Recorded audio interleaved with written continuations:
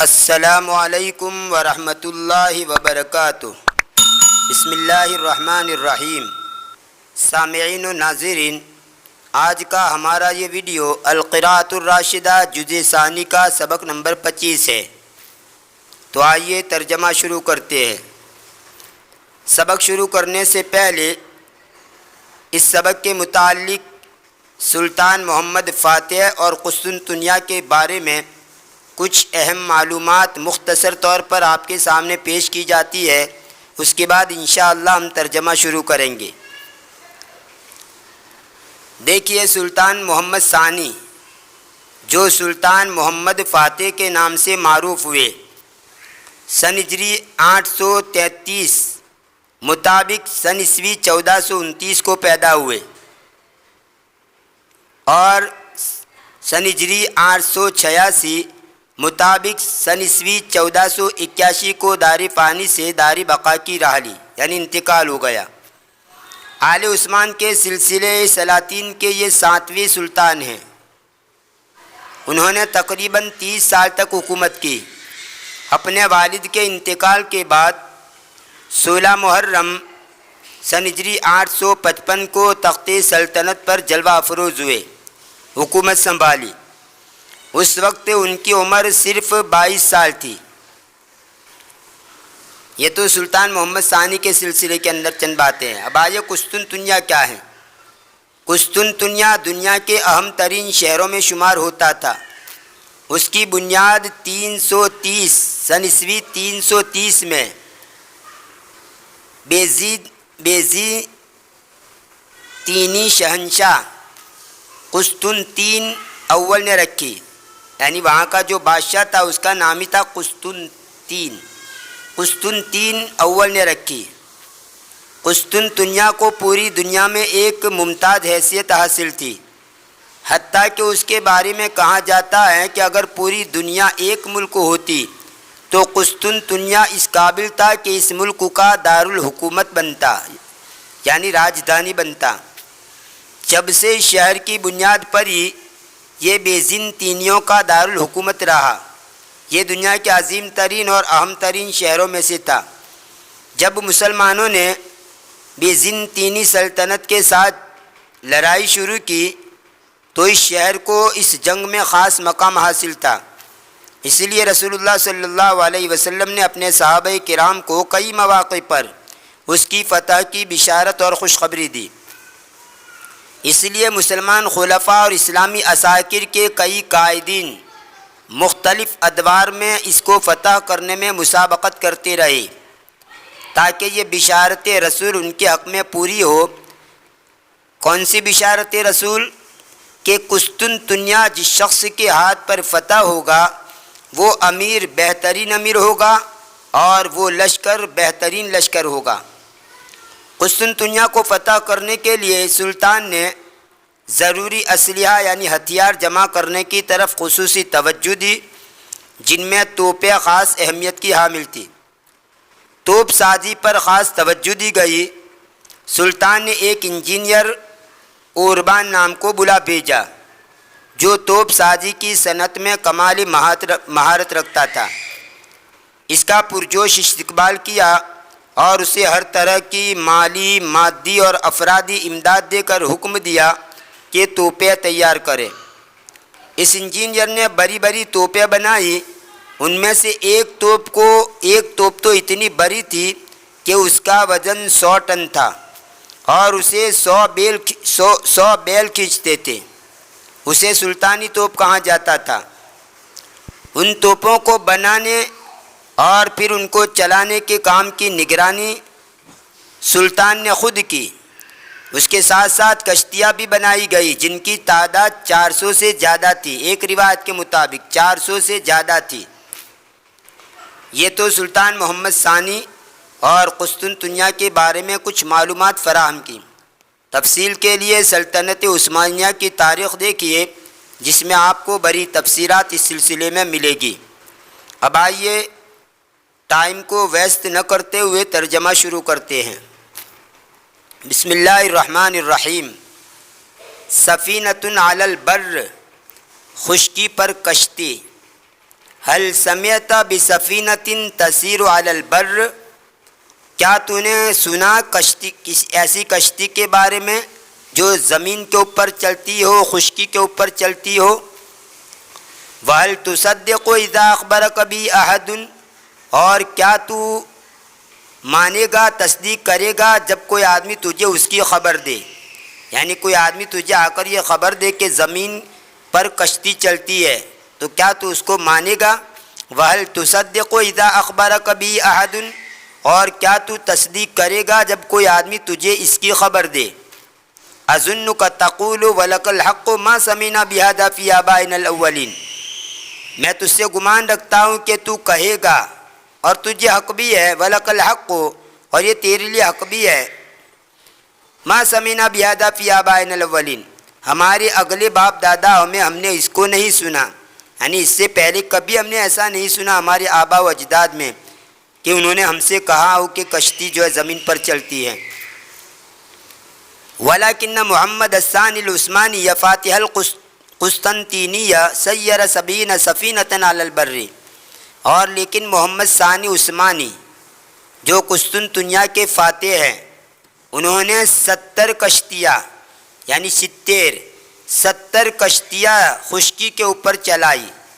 سارا اسیرو کا معنی چلنا، اسی کو باب تفعیل میں لے جائیں گے، سیر یسیر تسیرا، تو اس کا معنی ہوتا ہے چلانا، جیسا کہ کئی مرتبہ کہہ چکا ہوں کہ باب تفعیل اور باب افعال کا خاصہ ہے کہ ثلاثی مجرد کے اندر جو فعل لازم ہوتا ہے باب افعال اور باب تفعیل میں آنے کے بعد وہ متعدی بن جاتا ہے۔ تو سارا یسیرو کا معنی چلنا اور سیر یسیر تسیرا کا معنی چلانا۔ هل تعرف کیف کان ذلک، کیا تو جانتا ہے وہ کیسے ہوا؟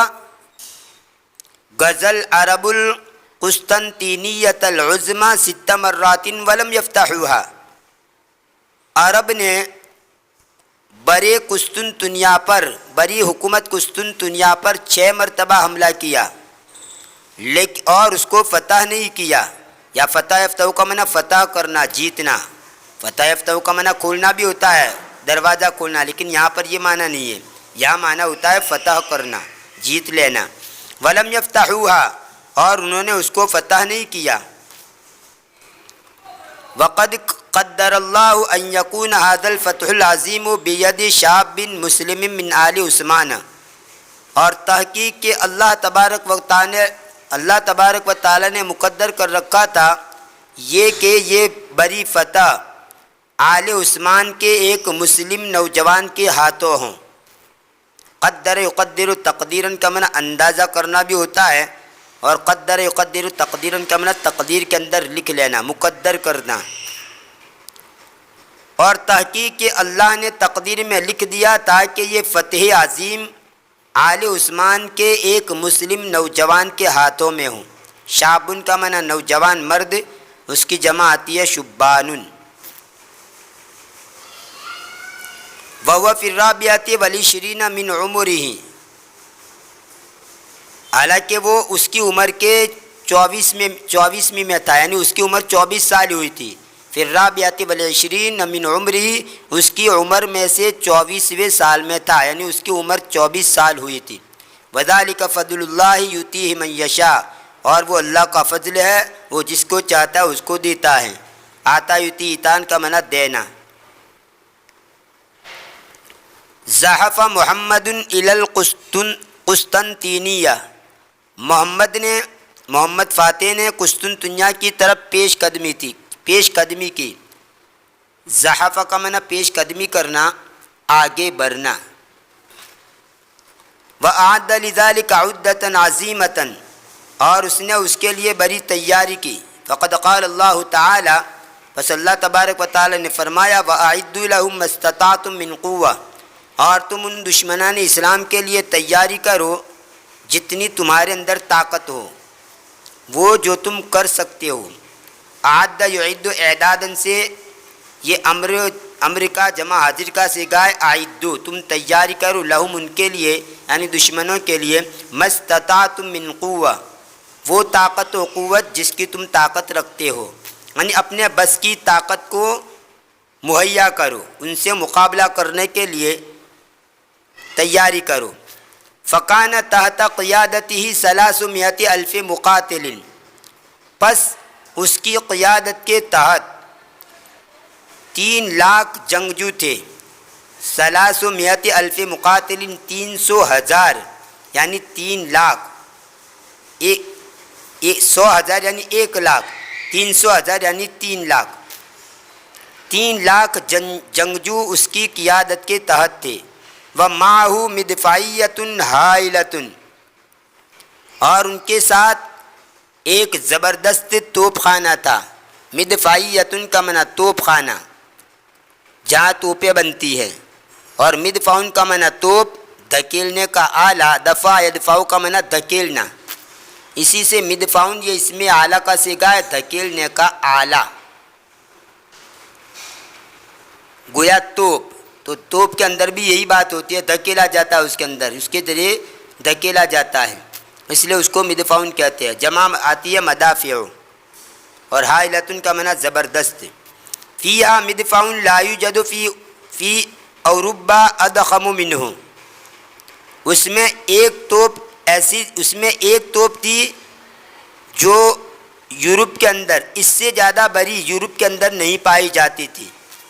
فیہا مدفعن لا یوجد فی اوروبا اضخم منہ، اس میں ایک توپ ایسی تھی کہ اس سے بڑی توپ، اس سے بڑی بھاری توپ یورپ کے اندر نہیں پائی جاتی تھی. جیسا کہ میں نے شروع کے اندر آپ کو بتلایا کہ ایک سلطانی توپ تھی جو بہت ہی بڑی بھاری توپ تھی، جس کا وزن 100 ٹن تھا. اس کو سلطانی توپ کہا جاتا تھا. شاید اس سے یہی مراد ہوں. اعدہ لذالک، اس نے اس کو اس کے لیے تیار کیا تھا. مرماہ اکثر من میل، اس کا نشانہ 1 میل سے زیادہ تھا. مرما کا معنی نشانہ، جہاں پر کسی چیز کا ہدف بنایا جائے، جس جگہ پر ہدف بنایا جائے، نشانہ بنایا جائے، تو اس جہاں پر نشانہ لگانا ہے اس جگہ کو کہا جاتا ہے مرما، ہدف اور نشانہ. اور دخمہ یدخمو دخامتن، بابی کرومہ سے بھاری بھرکم ہونا، بڑی سائز کا ہونا، شاندار ہونا، بڑا ہونا، زبردست ہونا. اسی سے دخمن اور دخیمن، جس کی جمع آتی ہے دخامن، اس کا معنی ہوتا ہے زبردست، بڑا بھاری. اسی سے ادخمہ، زیادہ ادخمو، زیادہ بڑا، زیادہ موٹا. جیسے فیل دخمن، بھاری بھرکم ہاتھی. آپ نے ہاتھی کو دیکھا ہوتا کتنا تگڑا ہوتا ہے اور کتنا بھاری ہوتا ہے، کتنا موٹا ہوتا ہے. تو فیل دخمن کا معنی بڑا بھاری موٹا ہاتھی. رجل دخمن کا معنی بھاری آدمی، یعنی موٹا، بہت موٹا آدمی ہو، بھاری بھرکم ہو، تو اس آدمی کو کہیں گے رجل دخمن. اور اسی کو باب تفعیل کے اندر لے جائیں گے. دخم یدخم تدخیمن کا معنی بھاری بھرکم بنانا، بڑا بنانا، موٹا بنانا. ہائل کا معنی خوفناک، بھیانک، زبردست. عدد ہائل، بھاری تعداد.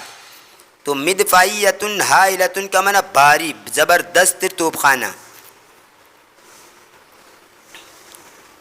یہ مرما جو ہے رما یرمی سے پھینکنا، اس سے یہ اس میں ظرف کا صیغہ ہے، پھینکنے کی جگہ. یہ لکھنے میں یا کی شکل میں لکھا جاتا ہے مرما، لیکن جب اس کے ساتھ ضمیر لگ جاتی ہے، ضمیر متصل، تو پھر اس یا کی شکل نہیں رہتی، اس کو الف بنا دیا جاتا ہے.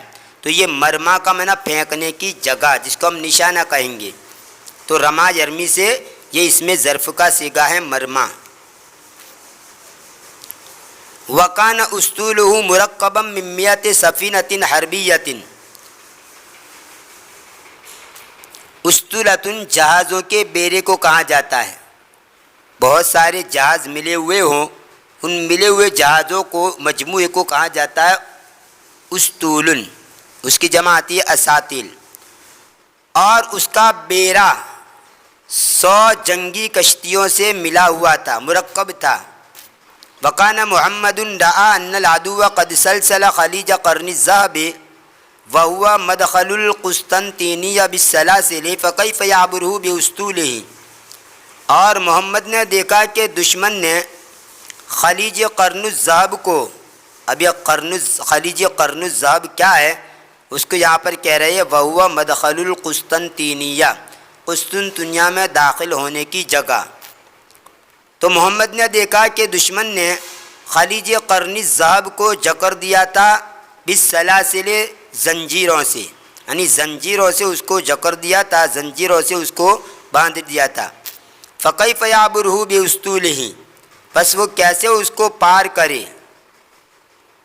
پس کیسے وہ اس کو پار کرے اس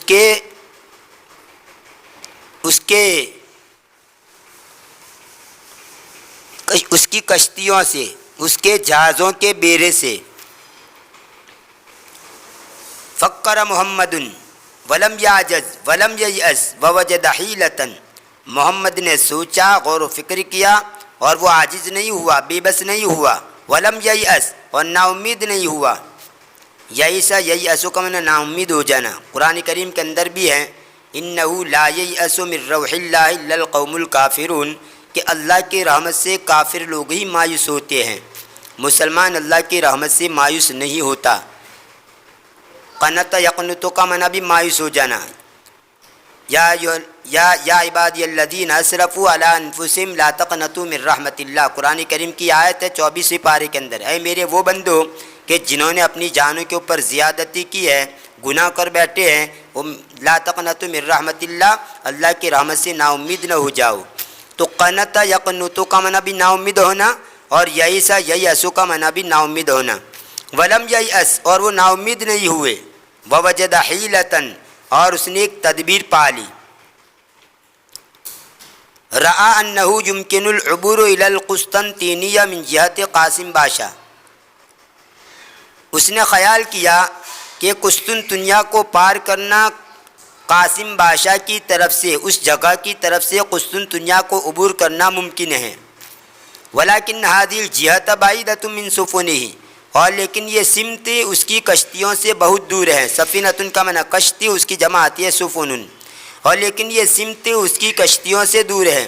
فمن یحملها ومن ينقلها من هذه الجهة الى تلك الجهة والمسافة بعیدۃ، پس کون اس کو اٹھائے گا اور کون اس کو منتقل کرے گا اس جہت سے اس جہت کی طرف، والمسافة بعیدۃ، حالانکہ فاصلہ بہت دور ہے، تو اتنے دور فاصلے تک ان کشتیوں کو کون اٹھا کر وہاں لے جائے گا۔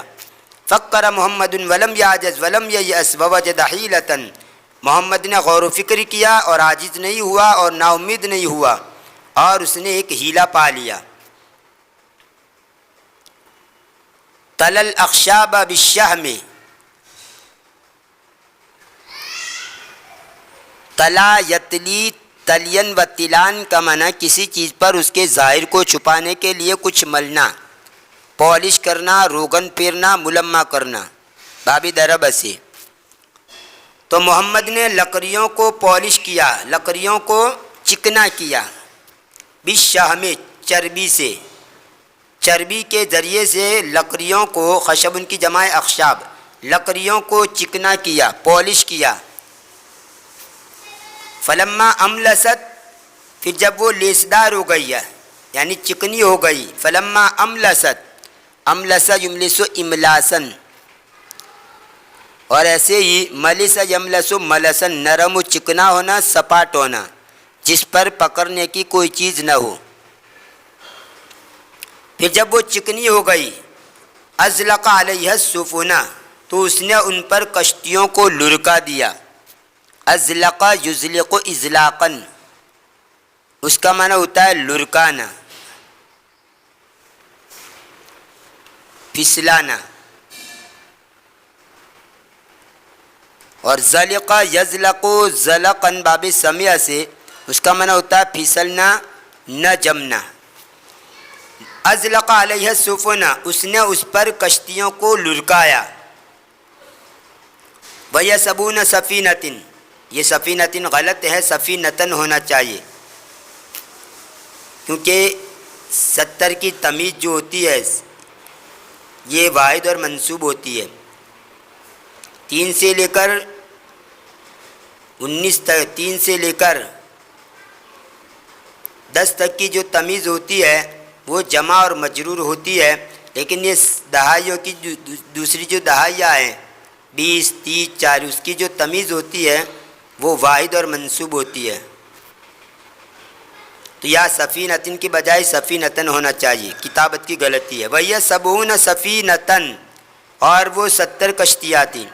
وما رعا اہل القسطنطینیۃ الا وسفن المسلمین قد ارست علی ساحل القسطنطینیۃ وسقط فی ایدیہم، اور اہل قسطنطین کو نہیں گھبرا دیا مگر اس حال میں کہ مسلمانوں کی کشتی قسطنطنیہ کے ساحل پر لنگر انداز ہوئی.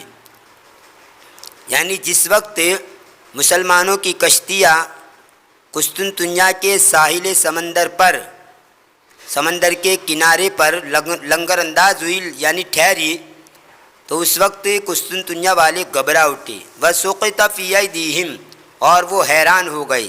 سقط فی ایدیہم کا معنی تحیروا ودہشوا، یعنی وہ حیران ہو گئے، حیرت میں پڑ گئے. را یرو روعن، باب نصرہ سے ڈرنا گھبرانا، اور ایک معنی اس کا ڈرانا گھبرا دینا بھی آتا ہے، ہوش اڑا دینا، یعنی فعل لازم بھی ہیں اور فعل متعدی بھی ہیں. تو را یرو کا معنی ڈرنا ڈرانا، گھبرانا، ہوش اڑا دینا، گھبرا جانا، یہ دونوں معنی آتے ہیں. فعل لازم کے بھی معنی ہوتے ہیں اور فعل متعدی کے بھی ہوتے ہیں. اور ایک را شیء فلانن، اس کا معنی ہوتا ہے پسند آنا، شاندار معلوم ہونا. جیسے رانی جمالہ، اس کا جمال مجھے پسند آیا، یا مجھے اس کے جمال نے مجھے حیرت میں ڈال دیا. ورانی کلامہ، اور اس کا کلام مجھے پسند آیا یا اس کے کلام نے مجھ کو حیرت میں ڈال دیا. اسی سے رائعن شاندار، جمع روعن، اس کا مؤنث آتا ہے رائعتن، اس کی جمع آتی ہے روعن اور روائع. ایسے اس کو بابی افعال اور بابی تفعیل میں لے جائیں گے. ارا یریو اراۃن اور روا یرویو ترویعن، اس کا معنی ہوتا ہے ڈرانا گھبرا دینا. اور ارسا یرسی ارسان، ارسد سفینۃ کشتیہ، جہاد کو ساحل پر ٹھہرانا، لنگر انداز کرنا. ارسل حجر، سنگ بنیاد رکھنا.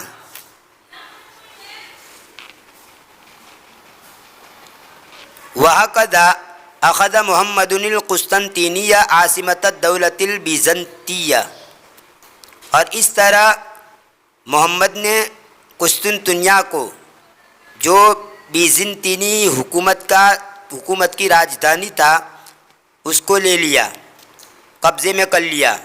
وسقطت عاصمۃ النصرانیۃ المنیۃ امام قائد مسلم شاب، اور نصرانی لوگوں کی مضبوط راجدھانی ایک نوجوان مسلم قائد کے سامنے گر گئی مطلب وہ ہار گیا. یہ مضبوط یہ حکومت جو تھی راجدھانی، یہ ایک نوجوان مسلمان قائد کے سامنے وہ شکست کھا گئی. گر گئی مطلب شکست کھا گئی. ولا تزال هذه المنیۃ، اس کا معنی ہوتا ہے مضبوط. منوع یمنع مناعتن، مضبوط و محفوظ ہونا، اسی سے منیون مضبوط، محفوظ، طاقتور، جمع منع. اور اسی کو باب تفعیل میں لی جائے منع یمنع تمنیًا کا معنی مضبوط بنانا، طاقتور بنانا، محفوظ کرنا. ولا تزال هذه المدینۃ العظیمۃ وترکیہ فی ید المسلمین من سنۃ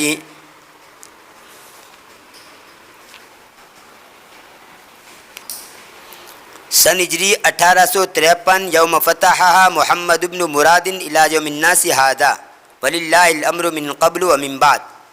اور یہ بڑا شہر اور ایسے ہی ترکی برابر مسلمانوں کے قبضے میں ہیں سن ہجری 853 سے، جس وقت کے محمد ابن مراد نے اس کو فتح کیا، اس وقت سے الی یوم الناس ھذا، لوگوں کے اس دن تک، یعنی اسی وقت سے سن ہجری 853 سے لے کر آج تک یہ بڑا شہر اور اسی طرح ترکیہ مسلمانوں کے قبضے میں رہا.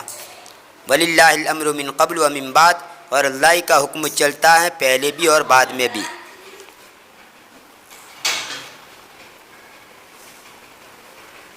یہ تھا القراءۃ الراشدہ جزء ثانی کا سبق نمبر 25۔ انشاءاللہ آنے والی ویڈیو میں اس کتاب کا سبق نمبر 26 آپ کے سامنے پیش کیا جائے گا۔ تب تک کے لیے دعاؤں میں یاد رکھیے۔ اجازت دیجیے، فی امان اللہ، الی اللقاء۔